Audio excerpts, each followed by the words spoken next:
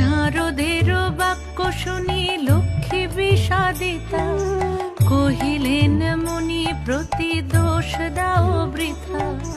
নিজ কর্ম ফলে সবে করে দুঃখ ভোগ, অকারণে মোর প্রতি করো অনুযোগ। শুনো হে নারদ বলি যথার্থ তোমায়, মম অংশে জন্ম লয় নারী সমুদয়। তারা যদি নিজ ধর্ম রক্ষা নাহি করে, তবে কি অশান্তি হয় প্রতি ঘরে ঘরে। লক্ষ্মীর বচন মুনি কহে ক্ষুণ্ণ মনে, কেমনে প্রসন্ন মাতা হবে নারীগণে। কিভাবে পাবে তারা তব পদ ছায়া, দয়াময়ী তুমি মাগো না করিলে দয়া।